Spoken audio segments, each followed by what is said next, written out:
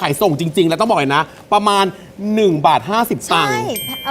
อันละบาทเท่านั้นเอง ถูก เอาละครับ ค่ะ และแน่นอนความสำเร็จคู่ไอดอลที่แบบดังไกลทั่วเอเชีย ค่ะ ของ GMM ทีวีของเรา JMM TV กับความพยายามกว่าจะมาถึงตรงนี้ได้ ทั้งสองคนหนึ่งเป็นพนักงานประจำใช่ไหมพี่เคยฟังประวัติไอ้ไปไม่เคยเล่าให้ฟัง เขาเป็น นัทออฟ เอา กัน กันเขาเป็นดาราเป็นใน ใครเป็นพนัก GMM งาน TV ใครเป็นพนักงานประจำแกรมมี่มาก่อน ไม่เคยครับ แต่ ไม่ ว่า มี ไม่เคย อ๋อเหรอ ใช่ ไม่เคยอย่างการเป็นดาราเด็กมาก่อน ใช่ เอาการเป็นดิสนีย์คลับมาก่อนใช่ไหมลูก ไม่ใช่ ไม่ ครับ เป็นไอ้เนี่ยพวกหนังจากอะไร จาก จากวง ว ว ง งมาก่อน ใช่เบนจากคีตาอะไรน่ะ เรื่องอะไรนะ โกมินนะค เอ รั อบ โกมินแล้วก็มีอะไรนะแบบหลายเรื่องมากอ่ะจากวงทั้งหลายเป็นดาราเด็ก ดาราช่อง 7 อ่ะ ดาราเด็ก ช้ๆ อะไรอย่างเงี้ย ออฟเหรอลูก ไม่ พิ เค ธี ย ก เล ร ยค ไง รับ พิธีก พิธีก ร ร ใช่ เขามาอยู่ GMTV โอ เลย ไอซีใช่ไหม ไฟไลฟ์ Five Live ไฟไลฟ์ พี่แก่แล้วฮะ พี่จำไม่ได้จริงๆ ต่อไปออฟจุมพลกับน้องกันนะฮะ ค่ะ ที่เรียกว่าคู่นี้ดังถึงประเทศจีนจริงๆ เล่นละครกี่เรื่องดังหมดทุกเรื่องจริง เดี๋ยววันนี้มาเป็นแขกรับเชิญเราฮะพักกันสักครู่ฮะ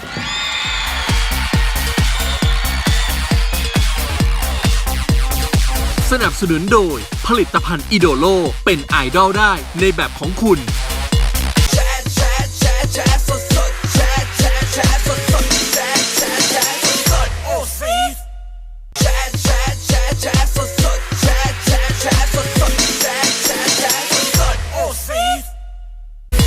สนับสนุนโดยพาธุรกิจ SME ไปให้ไกลกว่าเดิม ด้วยสินเชื่อธุรกิจ SME จากธนาคารออมสิน แน่นอนนะวันนี้อย่างที่บอกเลยว่าเรานะครับไม่ธรรมดาพี่ด้าค่ะพี่มดดำคุณผู้ชม เราอยู่กับคู่ไอดอลดังระดับประเทศนะฮะน้องออฟกันค่ะ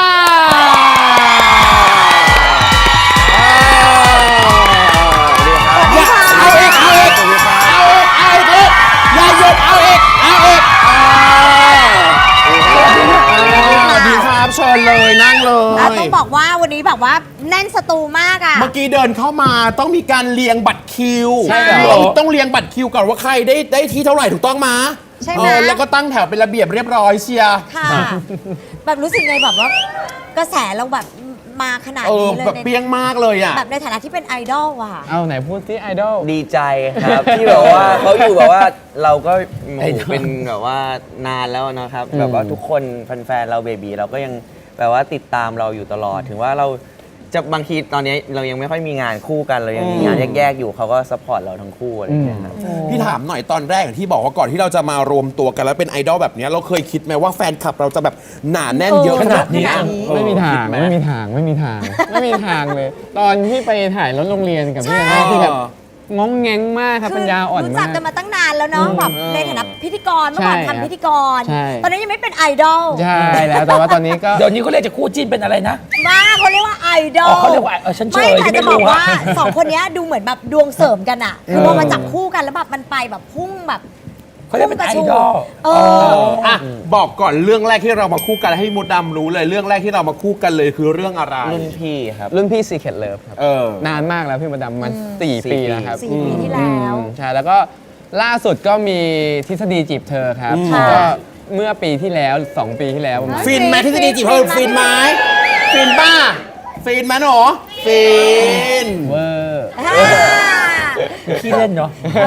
เป็นคนขี้เล่น อย่างของกันเองเมื่อกี้เกริ่นไปแล้วนะคะ ว่าก่อนที่จะเข้าวงการก่อนที่ตอนเป็นเด็กเลยเข้าวงการแต่อายุกี่ขวบ ประมาณป .4 ครับ ป .4 เป็นคนอะไรลูก เล่น กี่ขวบ โก เก้า มินเนี่ยแหละครับ 9 ขวบ ใช่ นะ ครับ ละครจาก จาก วงใช่ไหม ตอน ที่ เด็ก เขา ช ถ่าย อ กัน บ แล้ว มาก ไปเล่นมาได้ยังไงคือเราชอบวงการบันเทิง คื เห อ รอ กัน นี่ บอก รูป ใช่ นี่ ครับกันบอกแม่ว่ากันอยากเข้าไปอยู่ในทีวีแม่ก็เลยพาไปแคสครับ เรื่องแรกที่ได้ก็เป็นโกมิน ให้บอกตอนไปแคสไกลเลย แคสไกลครับลาดหลุมแก้วครับ ไปลาดหลุมแก้ว ใช่แต่หูไปแต่สนุกมากเพราะตอนเด็กตื่นเต้นอะไรพวกแบบฉากเราไม่เคยเห็นไงเราก็เหมือน ค่ะ ไปแบบว่าไปเที่ยวโอ้โหมีถ้ำที่เราเห็นในละครอะไรเงี้ยแล้วก็เล่นหมด ตอนนี้มันก็ยังตื่นเต้นอยู่นะครับเจออะไรพวกเนี้ยใช่ ไม่เลยคือแบบบอกแม่เลยเหรอเนี่ยอยากจะ ใช่ ไปอ อยากเข้าไป ยู่ อยู่ใน ใน ที ทีวี วีอะไรเงี้ย แม่ก็เลยจัดให้เลย พาไป เล่นอยู่กี่เรื่องหนังจากวงคะ เกาะกายสิทธิ์ครับแล้วก็โกมินครับ ค่ะ แล้วก็หลังจากนั้นก็มาเล่นพูดพิศวาสกับพี่นุ่นกับพี่เขตครับ อ๋อ ใช่ โอ้โหสมัยนั้นน่ะนะ ใช่ครับ แล้วก็เล่นวีรบุรุษกองขยะเบนจาคีตา ใช่ ความรัก จำได้ ก็คือโตมากับกองถ่าย ใช่ครับ ผมก็เล่นละครหลายเรื่อง เขาบอกว่าถ้า นะ สมมติถ่ายกันลาดหลุมแก้วนี่เขาถ่ายกันเป็นปีใช่ไหมลูก ถ่ายนานครับก็ กี่ มีหลาย หนูเคยเล่นถ่ายเรื่องหนึงได้นานเท่าไหร่กี่ปี โกมินกันมีประมาณ 40 กว่าตอนนะครับ ประมาณแล้วอยู่กี่ปีก ก็ ว่า อยู่นานมากครับ ก็ให้แม่มาทิ้งไว้แล้วแม่ก็ทิ้งไว้เลยกันก็อยู่ เอาแม่ไม่เฝ้าด้วย ไม่เฝ้าครับกัน 40 กว่าตอนคือสร้างบ้านสร้างรถเลยนะ นานมาก แสดงว่าหาเงินได้ตั้งแต่เด็กๆเลย ตอนนั้นใครให้ใครเก็บเงิน คุณแม่เก็บ ดีแล้วครับให้แม่ ใช่ เก็บ ครับ ตลอดเลย ถูกต้องครับ อย่าง น่ารัก อย่างออฟเองเริ่ ค ม รับ ต้นกับการเป็นพิธีกรเลยหรือเป ใช่ ล่า ครับ ได้ไงลูก Five Live ครับ เพราะว่าพี่เอ็กซ์ไปเป็นอาจารย์สอนที่มหาลัยครับ มหาวิทยาลัย แล้วก็เขาก็เห็นแววอะไรเงี้ยครับ แล้วก็เรียกมาแคสอะไรอย่างงี้ เห็นบอกว่าเห็นแววเพราะความ กวนตีน กวน ของ ชี ผม น เอง ใช่ใช่ใช่ผมแบบไปแกล้งลูกศิษย์เขาคือเขาไม่ได้สอนผมโดยตรงครับ ผมไป เออ แกล้งนู่นโยนของโยนอะไรเขาบอกว่าสนใจไปเป็นพิธีกรไหม เออ แล้วผมตอนแรกผมก็แบบมาหลอกกูเปล่าวะอะไรเงี้ย เออ ก็แบบพี่คิดว่าผมทำได้ก็ทำได้มั้งตอบแบบกวนตีนด้วยอะไรเงี้ยครับ เออ แล้วพอไปเห็นห้องทำงานเขาคือห้องใหญ่โตอะไรเงี้ยแล้วก็แบบหงอยเลยครับ แล้วก็ เพิ่งรู้ว่าเขาเป็นผู้บริหาร ใช่ใช่ เอ ค อ รับ เขามาเป็นครูสอนที่มหาลัยน้อง ใช่ครับ ไปเป็นอาจารย์ตรวจจุลนิพนธ์ครับตอนนั้นปี 4 อ๋อ หลังจากนั้นก็พอเริ่มมาจัดรายการที่แกรมมี่ก็หลังจากจัดรายการเสร็จแล้วผลงานชิ้นแรกของเรา ลูมาโลนครับ เออ ลูมาโลนเสร็จแล้วก็มาเรื่อยๆ รักจริงปิงเกอร์อะไรอย่างเงี้ยครับ แล้วก็ต่อมาก็นี่เลยรุ่นพี่ Secret Love ครับ แล้วก็โซตัสแล้วก็มาทฤษฎีจีบเธอเรื่องล่าสุดครับ เห็นไหม แต่ว่าแบบพอมาเล่นละครแล้วพอมาได้มาทำงานร่วมกันแบบเนี้ยมันทำให้แบบว่าประสบความสำเร็จมากขึ้น จะจำได้ว่าไปรับรางวัลด้วย ใช่ครับ ตอนนั้นคือได้รับรางวัลไปรับที่ประเทศอะไรนะคะ โอ้โห หลายที่ การ มาก ไป เอารางวัลแรก ๆจำได้ไหมเราต้องแบบที่เริ่มที่จะออกไปต่างประเทศบ้างอะจำได้ป่ะ โอ้ยรางวัล สี่ จำไม่ได้ ปีแล้ว ไม่ค่อยได้ครับ จำไม่ แต่ ได้ ก็มีเรามีใช่เรามี เยอะมาก คู่กันอะไรอย่าง ใช่ เงี้ย ครับ ส่วนมากจะไปคู่กัน ใช่ ใช่ คู่กันครับ อืม นี่แล้วเวลาไปเมืองนอกแล้วแฟนขับต่างชาติแบบว่ามันรับเราที่สนามบินแบบเยอะอึ้งมากตอนแรกตกใจมะ งง แบบแน่นไปหมดพี่เห็นทุบกันกระจกนู่น งง นี่อย่างเงี้ย มากเลยครับ งงยังไงลูก งงว่าแบบเฮ้ยทำไมเขาถึงสมมุติว่าผมไปเกาหลี อ่า เสร็จปุ๊บแล้วเขาก็มีศิลปินไอดอลที่ยิ่งใหญ่ของเขาอยู่แล้ว เยอะแยะมากมายทำไมเขาถึงมาชอบเราอะไรอย่างเงี้ยเราก็แบบงงว่าเฮ้ยเรามีอะไรดีที่จะสู้เขาได้หรืออะไรอย่างเงี้ยแล้วแบบเราก็งงว่าเฮ้ยเราไปทำอะไรให้เขาทำไมเขาถึงมาชอบเราเขาติดตามเราจากไหนเขารู้ภาษาไทยได้ยังไงอะไรเงี้ย เออ ไม่รู้เหมือนกันสุดท้ายแล้วก็ดีใจครับที่เจอเขา การล่ะการล่ะถามการบ้าง ครับกันก็ดีใจครับ เวลาเราไปแบบว่าแฟนมีที่ต่างประเทศอะนะเราก็นานๆเขาก็อาจจะเจอเราบางทีเขาว่างเขาก็อาจจะมาหาเราบ้าง แต่ว่าพอเราไปถึงที่ของเขาแล้วเขาก็คงอยากแบบอยากเจอเราทุกวันอะไรเงี้ยอยากเพราะเราไปแค่ประมาณ2 คืน 3 วันอะไรอย่างเงี้ยใช่ไหมครับ ค่ะ ก็จะเจอทุกที่เลยครับ กินข้าวเขาก็จะเนี่ยนั่งรถมา ตาม มี นั่งรถตู้ตาม ติด นั่งรถตู้ แล้วก็ ตาม เขียนแล้วก็ติดไว้ข้างกระจกขับรถมาใกล้ๆเราแล้วก็นี่ครับ ไม่ส่วนใหญ่เนี่ยเราจะเห็นว่าเวลาศิลปินของเวลาเกาหลีมา ใช่ บ้านเราก็จะมีแบบ ก็เหมือน แฟค เรา ลับ ใช่ เหมือนเราไปตามเขา ใช่ แต่ครั้งนี้เขามาตามเรารู้สึกยังไงบ้างที่แบบโอ้โหนั่งรถตู้เทียบเลยนะเทียบเลยอะไรอ ตอย่าง นแร เงี้ ก ย เราก็หูขนาดนี้เลยเหรอเราไม่เคยเห็นอะไรอย่างเงี้ยครับ อันดับแรกตกใจถ่ายสตอรี่ก่อน ถ่ายสตอรี่ก่อน ใช่ใช่ โอ้คนเยอะขนาดนี้ ใช่ เนอะเออ ตกใจครับ แล้วก็หลังๆมาก็เริ่มแบบดีว่ะไม่เคยรู้สึกแบบนี้เลยว่ะเฮ้ยมันเป็นประสบการณ์ที่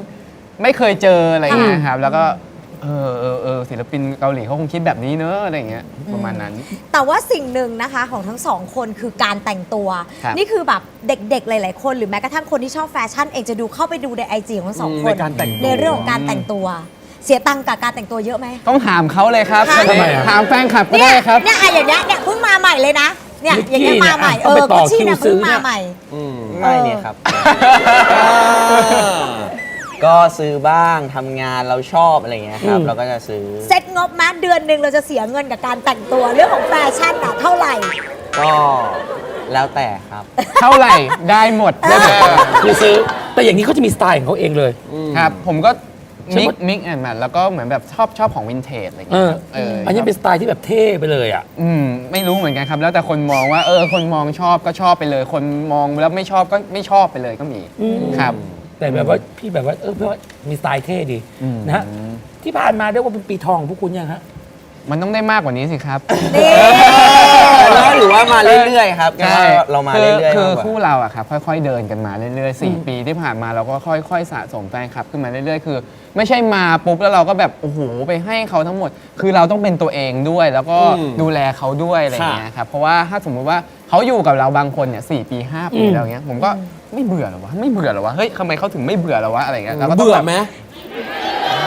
ไหนใครอยู่มา5 ปีแล้วยกมือ5 ปีแล้ว ไหนใครอยู่มา 5 ปีแล้วหน่อยขอดูหน้าหน่อยซิ แบบยุคดั้งเดิมเลยยุคเก่าแก่เลยยกมือได้ไหม ข้างหลังเขาบอกว่ายกไม่ได้ค่ะถือป้ายกันอยู่ อ๋อ ค่ะ ด้านหลังเลย 4 ปี 5 ปีครับ 4 ส่วนมาก 5 ปีแล้ว ค่อย ๆ แบบเดินกันมา เพราะว่าบางคนวิ่งมาอย่างเงี้ยแล้วก็สะดุดล้มอย่างเงี้ยเราก็ไม่อยากเป็นแบบนั้นไง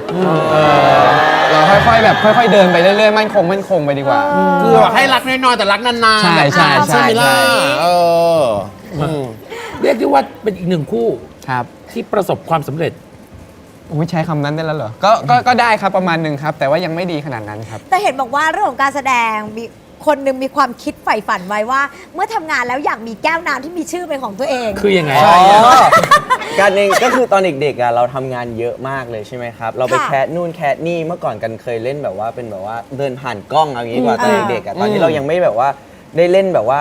เข้าอะไรมากมายเลย เดินผ่านกล้องก็เคยไป กันเคยไป เป็น ครับ extra ใช่ อะไร ตอนเด็ก ไหน ๆ ลอง เลย ขออนุญาตขยายณตอนเด็ก ครับ ๆ ที่ว่า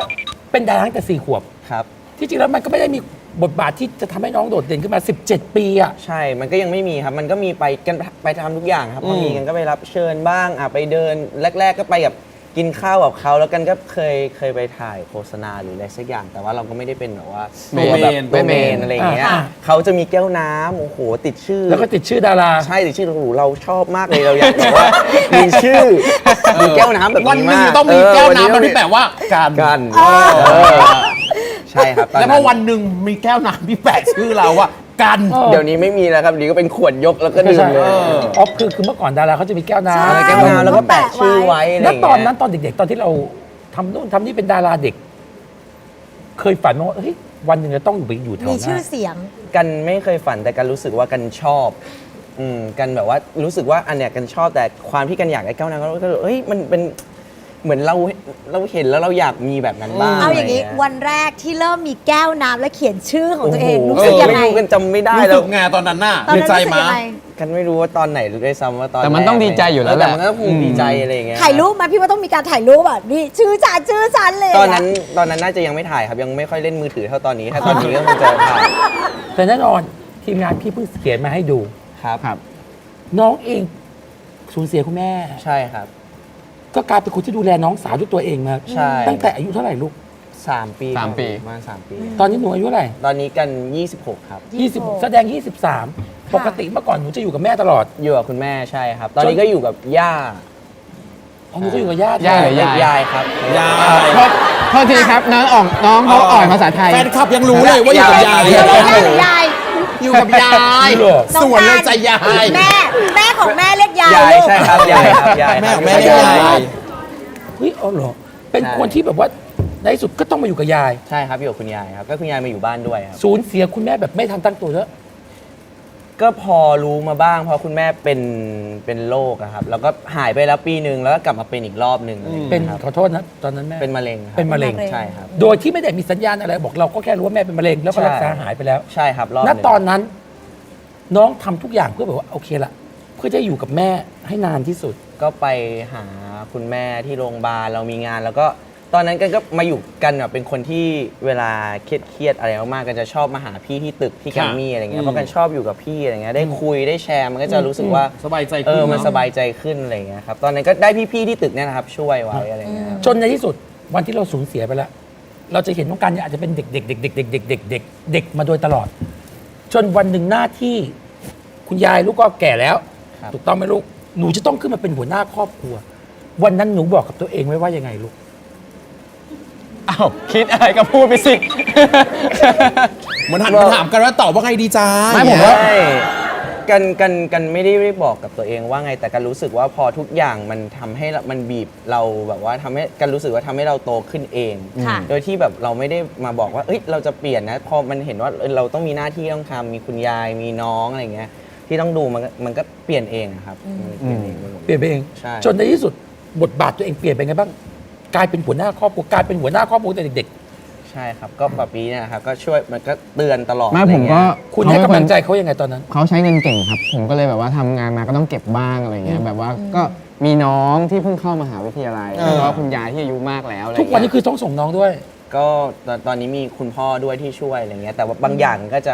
ช่วยน้องช่วย เฟิร์น ครับ กลายเป็นคุณเป็นที่ปรึกษาของเขา ก็คอยเตือนครับ คอยเตือนสติมากกว่าว่าไม่ต้องช้อปปิ้งเยอะนะ คอยแบบว่าดูแลน้องบ้างแล้วผมก็ถามตลอดครับว่าน้องสาวเขาเป็นยังไงบ้างคุณยายเป็นยังไงบ้างอะไรเงี้ย มันก็กลายเป็นเหมือนคนในครอบครัวเดียวกันแหละ ชอบถามผมเอาจริงๆผมแบบเอาจริงถ้ามันจะดีมันก็ต้องดีไปด้วยกัน ถ้าสมมติว่าคนหนึ่งมันแย่เราก็ทำงานไม่มีความสุข นี่ทีมเวิร์กเขาไม่แปลกที่เขาจะดังเขาบอกคุณจะบอกว่าถ้าจะดี มันก็ต้องดีไปด้วยกัน ใช่ ค่ะ ถ้ามันจะแย่ก็ให้กำลังใจกัน ใช่ครับ ณวันนั้นไอ้กำลังใจจากเพื่อนคนหนึ่งแค่เป็นเพื่อนร่วมงานที่มาให้กำลังใจเราอะรู้สึกยังไงบ้าง ก็ดีครับขอบคุณปะปี อิจฉาจังเลยอะ มากเลยปะปีเขาเป็นคนที่แบบคอยเตือนกันตลอดอะไรเงี้ย ผ่านวิกฤตตรงนั้นมาได้ ใช่ แข็งแรงขึ้นไหมลูก ก็ แข็งแรงแล้วน้ำ เดี๋ยว ตา จะไม่ คอ แข็งแรงแล้วครับ เป็นไรจะร้องไห้ทำไมลู เป ก ล่าครับก็ไม่มีอะไร นึกถึงแม่นึกถึงแม่ ผ่านไปแล้วแม่ พี่ถามหน่อยเวลาทั้งคู่อะเวลาต่างคนต่างทำงานมาวันหนึ่งอาจจะต้องไปปรึกษาปะปีอย่างที่บอกว่ามันเหนื่อย แต่ถ้าเกิดสมมติว่าวันหนึ่งอะออฟเหนื่อยบ้างเราให้คำปรึกษาเขาว่าไงบ้าง พี่ถามหน่อยสิมันมีกลับกันบ้างมะ ผมไม่ค่อยไปถามเขาหรอกครับ ผมไม่ค่อยชอบเอาเรื่องเครียดไปใส่เขาเขาชอบเครียดอะไรเงี้ยก็แบบว่าบางทีผมก็คิดเองบ้างแล้วก็ปรึกษาผู้ใหญ่บ้างอะไรเงี้ยครับแต่ถ้าสมมติเป็นเรื่องส่วนตัวอะไรเงี้ยไม่ค่อยพูด อย่างน้องอะเป็นผู้ชายกวนแบบว่าแต่กวนแบบไม่กวนแบบมีเสน่ห์แบบสุดๆอะเป็นคนที่กวนแบบมีเสน่ห์เห็นบอกเด็กๆ ไม่เคยคิดว่าจะอยู่ในวงการบันเทิง ไม่เอาอะไรเลย หนูอยากเป็นหมอ ใช่ครับอยากเป็นหมอ ทำไมถึงอยากเป็นหมอลูก คือพ่อกับแม่กระดูกกระเดี่ยวไม่ค่อยดีครับ ก็เลยแบบอยากทำให้สบายตอนแก่อะไรเงี้ย ค่ะ แบบตอนเด็กๆก็เรียนสายวิทย์สายอะไรมาสุด อ๋อ ท้าย เรียนสายวิทย์มาตลอดเพื่อจะได้เป็นหมอ ใช่ครับ แล้วสุดท้ายได้เป็นหมอไหม ไม่ได้เป็นเพราะว่าไม่ได้ไปสอบครับขี้เกียจ ขี้เกียจไปสอบก็เลยแบบเรียนนิเทศก็ได้วะ น้องเป็นคนกรุง อุ๊ย เทพ มัน ใช่ คือ ครับ สลับแบบคนละขั้วกันเลยนะ จากหมอเป็นนิเทศ ใช่ อะ คนละเรื่อง ก็ กันเลย ถ้าสมม อะ ติไม่ได้วิทยาศาสตร์ผมจะไปทางนั้นทางเดียวถ้าไม่ได้ทางนั้นก็ไม่ไปเลย แสดงว่าเป็นคนที่ทำอะไรทำสุดโต่ง ใช่ครับ เป็นคนที่ทำสุดโต่งไปเลย ใช่ ก็ทำอะไรก็สมมติชอบอะไรก็ทำเลย เออ ใช่ครับ เอาจริงๆก็มาจากการกวนๆเป็นผู้ชายชีวิตจริง ๆ เคยอกหักไหมลูกเป็นผู้ชายกวนๆเนี่ย ไม่เคย เคยทิ้งเขาบ่อยไหมลูก น้อยมากครับ ทำไมอ่ะ บางทีเพราะผมเจอใครแล้วหรือว่ารู้สึกดีกับใครแล้วเนี่ยมันไม่จำเป็นจะต้องไปทำให้เขาเสียใจอ่ะ ส่วนใหญ่แสดงว่าเขาบอกผู้ชายสไตล์กวนๆอย่างเงี้ย แต่ถ้ารักใครเนี่ยคือรักจริง จริงไหม อบอุ่น แล้วก็จะติดแฟน ก็ถ้ามีก็ติด ทุกวันนี้ ไม่ทุกคนรู้หมดแล้วทุกคนรู้หมดแล้วผมให้สัมภาษณ์ไปแล้ว ติดเหรอ ติดแฟนเหรอติดแฟนทุกวันนี้ติดแฟ เขา น บอก ไหม เลยนะวันนี้ก็ติดเหรอ ติดคนข้าง คนข้าง อย่างน้องอ่ะอย่างน้องไม่มีแฟนมานานแค่ไหน ไม่มีครับไม่มี ไม่เคยมีแฟนมานานแค่ไหนละ โอ้ก็นานนะครับนาน ๆตั้งแต่ผมรู้จักอะไม่มีเลย ไม่มีเลย ยังไม่เห็นมันมีแฟนเลย ใช่5 ปีครับ5 ปีที่ผ่านมาไม่มี ไม่มีใครเข้ามาจีบหนูเลยเหรอลูก ไม่มีครับ มันก็ต้องมีบ้างแหม งงอะครับ ไม่พี่จะมาถามว่าสมมติว่าถ้าเกิดมีคนมาจีบเงี้ย ผมก็งง เขาจะสแกนให้ไหมหรือว่าเขาจะแบบไม่เอาไม่ให้ไปมีแฟนโอ้ยถ้ามีเรื่องนี้ผมว่าเขาไม่ ไม่งงเนาะ ก็คงมีมาพูดบ้างแหละ แต่ว่าตอนนี้ยังไม่มี ถามที่มันทำงานด้วยกันทุกวันจนหลาย ๆ คนจับคู่กันอย่างเงี้ย มันเคยหวงกันเองไหมว่าถ้าสมมติคนหนึ่งไปมีแฟนมันหวงกันไหมว่า คนหนึ่งไปมีแฟนเคยแบบเฮ้ย ถ้าเจอคน แอบ ดี หน่อยๆ ถ้าเจอโอเคผมโอเค อ่ะถ้าเขาไปมีแฟนนี่คือคุณจะดูแลเขายังไง ต้องดูว่าคนที่เข้ามายุ่งแบบดีไหม ดูยังไง โอเคไหม อ๋อคุณจะเอ็กซเรย์เขาก่อน จะช่วยสแกน เพราะว่าบางทีแบบเดี๋ยวนี้คนเรามันแบบแย่ๆเยอะอะไรเงี้ยครับแล้วถ้าสมมติเข้ามาหลอก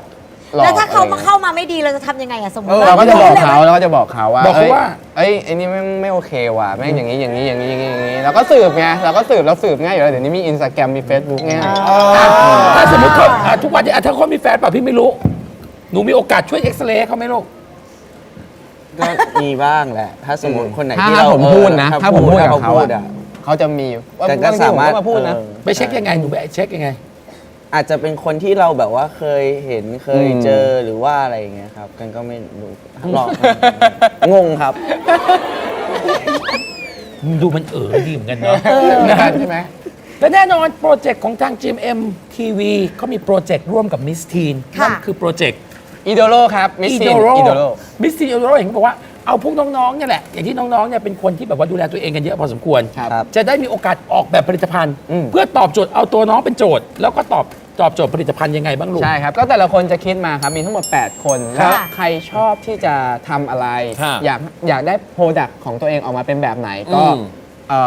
พูดคุยกับผู้บริหารของมิสเทครับว่า เอ้ย เราอยากทำสมมุติผมทำไอ้นี่ Idolo Mix Off ก็คือ Mineral Spray เหมือน ค่ะ สเปรย์น้ำแร่อะไรอย่างเงี้ยครับ ก็เราออกละครบ่อย ออกเที่ยวบ่อย ออกไปนู่นไปนี่ไปนั่นบ่อย แล้วแบบผิวหน้าของเราแบบเจอแดดไทยก็เรียบร้อย จริง เจ๊งหมด ก็เลยแบบฉีดแล้วเพื่อแบบเพิ่มความชุ่มชื้นครับ แล้วหน้าก็จะแบบดีขึ้น จาก อันนี้มิสออฟของน้องคืออะไรบ้างครับตัวนี้มันความพิเศษคืออะไรบ้าง ความพิเศษของมันก็คือมันจะเพิ่มความชุ่มชื่นให้กับผิวครับ แล้ว ค่ะ พอใช้ปุ๊บเนี่ยหน้าของเราก็จะเต่งตึงมีชีวิตชีวาครับ ราคา 189 บาทเท่านั้น เอาราคา โอ้ สบาย ตอนที่เขาออกแบบได้ทดลองใช้กว่าจะมันออกจะมาเป็นผลิตภัณฑ์ เยอะ ตัวเอง มาก ใช้กับตัวเองหน้าตัวเองเท่าไหร่แล้ว ผมใช้มาคือก่อนที่จะมาออกตัวนี้ครับ ใช้มาทุกยี่ห้อแล้วครับ ใช้หมดเลยแล้วก็เราชอบอะไรชอบเอาแบบมีกลิ่นหรือไม่มีกลิ่นก่อน อยากได้น้ำเป็นแบบไหน อยากให้หัวสเปรย์ของเราเป็นแบบไหน อยากให้สีของเราเป็นยังไง ๆนี่คือเราออกแบบหมดเลย ต้องคิดเองครับ อ๋ออ ม ทุกอย่างออกแบบแล้วก็ใช้กับหน้าตัวเอง ใช่ใช่ครับ ก็คือถ้าของมันไม่ดีจริงก็ไม่อยากทำครับ เพราะมันเอาชื่อเสียงเราเลยเนาะ ใช่ เสี่ยง เนาะ จริงไม่อยากแบบเอาชื่อไปเสี่ยง ไอตัวเล็กอะ ครับของการเป็น Idolo Mark On Mark Sheet นะครับ ที่เลือกทำอันนี้เพราะว่าการเป็นคนชอบมาร์กหน้า อ่าฮะ แต่ก่อนเนี่ยทุกคนเบบีเนี่ยจะเห็นหมดเลยว่าเวลากันมาร์กหน้า เรียกว่าไง ชอ นะ บ เบบี แฟนคลับเขาเรียกกันเบบี ใช่ครับกันเนี่ยชอบเป็นคนมาร์กหน้า เวลาเราไปกองถ่ายหรือเราไปต่างจังหวัดไกลๆเราไม่อยากพกอะไรของอะไรไปเยอะแบบพวกบำรุงอะไรเงี้ย ค่ะ เรามีแค่มาร์กตัวเดียวเราก็รู้สึกว่ามันก็ทำให้หน้าเราชุ่มชื่นกระจ่างใสขึ้นมาอะไรเงี้ยครับ ค่ะ กันก็เลยเลือกทำอันนี้ แล้วก็1กล่องของกันนะครับมีทั้งหมด4สูตรก็มีปกป้องมลภาวะนะครับช่วยเรื่องกระจ่างใสแล้วก็คืนความ ชุ่มชื่นครับ แล้วก็คืนความสดชื่นนะครับ แล้วก็ที่สำคัญเนี่ยมาร์กเนี่ยกันยังออกแบบข้างในด้วย ออกแบบเป็นยังไง อันนี้สามารถแกะได้ไหม แกะได้เลยแกะได้เลยจ้า ใช่ไหมครับเดี๋ยวกันจะแกะให้ดู ใครมาร์กหน้าของกันไปเนี่ยก็จะเห็นว่ามันจะมีลายที่กันออกแบบเองนะ มา ได้ครับ เขาเป็นห่วงบรรยายกันดีเนาะ แค่นี้เหรอ อ๋อมีลาย มีลาย ด้วย ใช่ครับ โอ้ยน่าเป็นลายแบบ ลายสติกเกอร์ เป็นสติกเกอร์อะไรอย่างเงี้ยครับ เพราะว่ากันชอบแบบเอาสติกเกอร์มาแปะอะไรเงี้ยก็เลยเอาลาย เราก็แบบดีไซน์ลายของเรา ใช่ เอง ครับ อะไรอย่างเงี้ยใช่ไหมคะ ใช่ครับ อ๋อแล้วเขียนว่าเบบีด้วย อะไรประมาณนั้น นี่ครับ นี่ไง ได้เอาไปใช้กับหน้าตัวเองนานแค่ไหนกว่าจะที่แบบทำ โอ้ ออกมา ก็หลายรอบครับ อ๋อแล้วมาร์กอันนี้ดีทุกอย่างคือกันน่ะเป็นคนหน้าผากตรงเนี้ยว างข้างบนค่อนข้างครับ ปกติกันใช้มาร์กที่อื่นน่ะ กันแบบไม่เคยจะถึง มันไม่ถึง เลย หน้า ครับ ใช่ ใช่แต่ว่าอันเนี้ย อย่าว่าแต่หนูเลยพี่ก็ไม่ถึง โอ้พี่บุ๋มเอาเนี้ยไปก็คือคุมได้เลย เออ คือ ใช่ ปิด ครับ หน้าผากมิด ใช่ปิดหน้าผากมิด โอเค มันไม่ถึงอะนะมันเหลืออะ ลองหลายรอบมากเลยครับ จนได้ออกมาเป็นอันนี้ครับ ค่ะ นี่ก็คือผลิตภัณฑ์ของทั้งสองคน ครับใช่ครับ ที่ร่วมของทาง GMMTV แล้วก็มิสทีน หาซื้อได้ที่ไหนบ้างคะ หาซื้อได้ง่ายๆเลย GMM Gummy ชั้น 30 ก่อน อ่า นะครับผม แล้วก็มีที่ Miss Teen Beauty Shop นะครับ ที่ BTS สยาม BTS อโศก แล้วก็ BTS หมอชิดนะครับ แล้วก็มีร้านค้าที่ร่วมรายการอีกเยอะแยะมากมายเลยครับ ใช่ครับ อืม จัดเต็มแบบนี้นะ นั่นแหละ พี่บีก็หาซื้อได้ง่ายเนาะ ครั คือบ ไฟฟ้าก็แป๊บแวะ ซื้ และ อกัน โซ ยัง ซื้อยังตอนนี้ซื้อยังดีมากเล ฝาก ย อีกทีนึงครับว่าสามารถติดต่อได้ที่ไหนลูก นี่ครับผม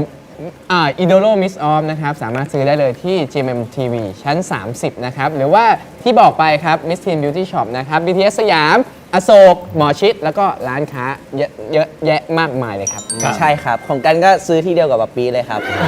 ง่าย ราคา 229 บาทค ๆ รับ 189 บาทครับ 229 บาทครับ โอเค วันนี้ขอบคุณน้องทั้งสองคนมากๆที่ ขอบคุณ มา มาก ขอบคุณนะขอบคุณนะขอบคุณนะ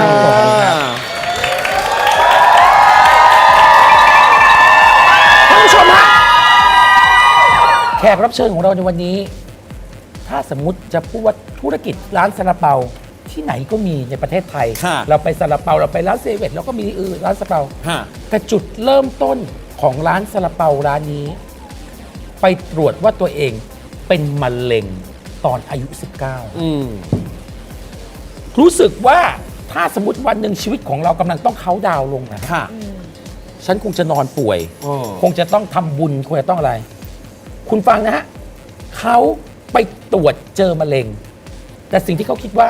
ถ้าฉันฟื้นขึ้นมาหายขึ้นมาวันนั้น จะต้องทำให้ชีวิตมีค่าที่สุด แปลกไหมฮะ ดี คนเราที่จริงแล้วเจอมะเร็งเมื่อก่อนเราจะต้องนับว่าเราจะเหลืออีกกี่วันที่จะตาย เขาดาวน์เนาะ แต่เขาคนนี้เขาบอกเขาจะไม่ยอมเขาดาวน์กับชีวิตฮะ ค่ะ คิดว่าต่อไปเนี้ยชีวิต เราจะต้องถ้าฟื้นขึ้นมา คือถ้ารอดขึ้นมา เราจะต้องเป็นเสาหลักให้ได้ จะไม่เป็นภาระใครให้ได้ จนทำให้เกิดร้านขนมจีบซาลาเปาชีวิตของเขาคุณจะเชื่อไหมฮะโคตรเด็ดเลย เด็ดจริง ๆ ช่วงหน้ายังไงก็ต้องดูฮะ ค่ะ